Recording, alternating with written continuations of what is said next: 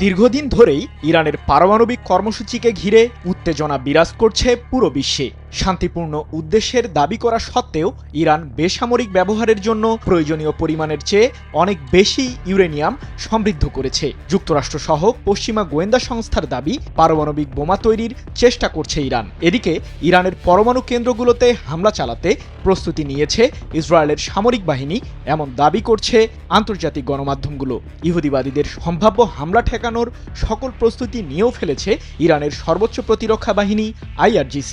অন্যদিকে ইরান পরমাণু অস্ত্র তৈরি করলে চুপ থাকবে না সৌদি আরবও, এমনটি জানিয়েছেন যুবরাজ মোহাম্মদ বিন সালমান। ইরান যদি সত্যিকার অর্থেই পারমাণবিক বোমা তৈরি করে ফেলে, তবে কি অস্ত্র প্রতিযোগিতায় নামবে পুরো মধ্যপ্রাচ্য, নাকি আরও খারাপ কোনো পরিস্থিতি তৈরি হবে? এমন প্রশ্নের উত্তর খুঁজতেই ব্যস্ত সামরিক বিশ্লেষকরা।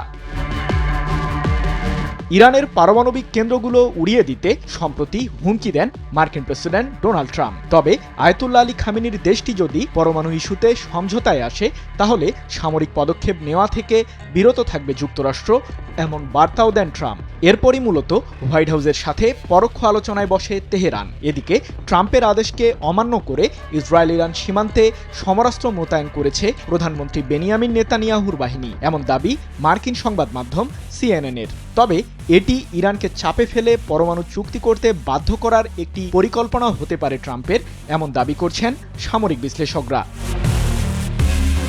সম্প্রতি জাতিসংঘের পরমাণু সংস্থা IAEA জানায় 60% উপরে পরিশুদ্ধ ইউরেনিয়াম রয়েছে ইরানের হাতে, যা দিয়ে নিমিষেই দেশটি 6টি পারমাণবিক বোমা তৈরি করতে পারবে। যদিও বর্তমানে দেশটির কাছে কোনো অস্ত্র নেই বলেও জানায় সংস্থাটি। ইরানের সর্বোচ্চ ধর্মীয় নেতা আয়াতুল্লাহ আলী খামেনি জানিয়েছেন, শান্তিপূর্ণ পরমাণু কর্মসূচি এগিয়ে নিতেই ইউরেনিয়াম মজুত করছে দেশটি। এ বিষয়ে যুক্তরাষ্ট্রের সাথে কোনো সমঝোতায় যাবে না তেহরান।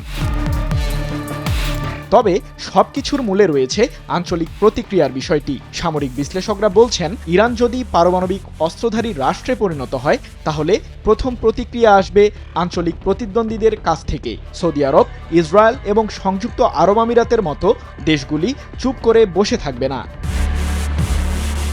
আঞ্চলিক সংঘাতের বিষয়টি আরও স্পষ্ট হয়েছে যখন সৌদি আরবের যুবরাজ মোহাম্মদ বিন সালমান বলেছেন, নিঃসন্দেহে ইরান যদি পারমাণবিক বোমা তৈরি করে, আমরা যত তাড়াতাড়ি সম্ভব সেটি অনুসরণ করব।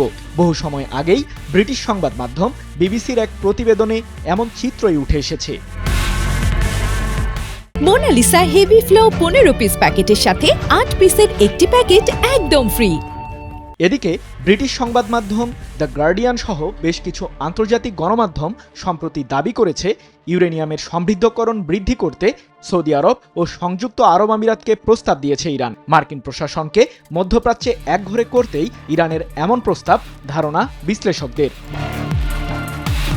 অন্যদিকে ইসরায়েল কখনোই নিজেদের পারমাণবিক অস্ত্রভান্ডার প্রসঙ্গে বিশ্বের কাছে বিষয়টির খোলাসা করেনি, এমনকি IAEAও বিষয়টি নিয়ে মাথা ঘামায় না। তবে ইরানের পরমাণু কর্মসূচি নিয়ে ইসরায়েলের প্রধানমন্ত্রী বেনিয়ামিন নেতানিয়াহুর মাথা ব্যথার যেন কমতি নেই। তেহরানের উদ্দেশ্যে ইহুদিবাদী নেতা বলেছেন, আমরা কোনোভাবেই ইরানকে পরমাণু বোমা তৈরি করতে দেব না।